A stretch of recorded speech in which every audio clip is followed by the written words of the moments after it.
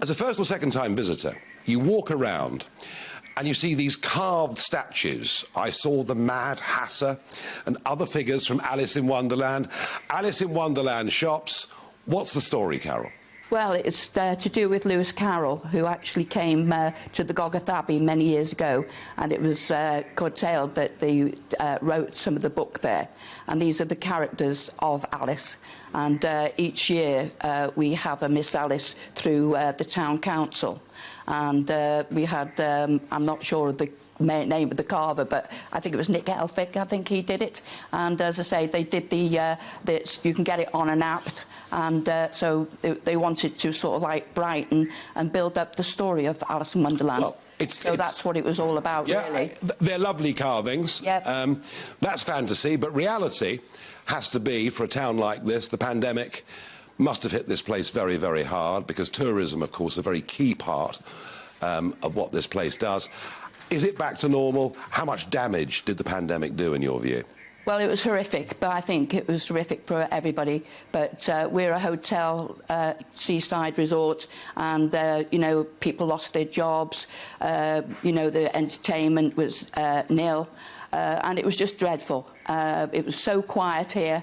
Wherever you went, you know, everybody sort of like had to go out under control, taking their dogs out. You had to do it within a certain mile area, which was bit Dickensian, but that's how it was. Yeah. But it was really, really bad. We are starting to come out of it now, thank goodness. But as I say, we haven't touched on our beautiful goats yet, but I think that is definitely an attraction to Llandudno.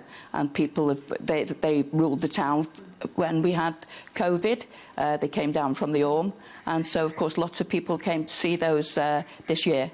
And because last year, obviously, we were restricted. But it was just terrible for people that couldn't work in the hotels. Well, let's and hope, other businesses as well that lost never ever see that again. Carol, what interests me about local politics here, a very large number of independents, not tied to national political parties. You yourself are elected as an independent. Why do independents do so well here in Llandudno? Well, personally, for my reasons as an independent, I want to represent the people, not a party. The party different parties have so many arguments amongst themselves. No. Yes, they do.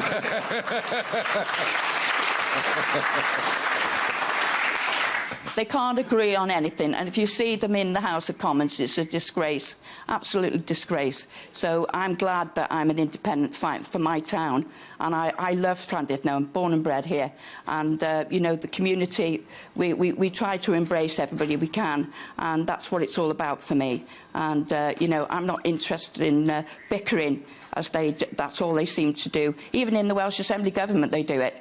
And, you know, they've got to grow up. There's people's lives on, and, you know, there's people at poverty. We've got food banks. When I was a young social worker, you know, they sort of like never thought I'd see food banks in 2022. It's absolutely shameful.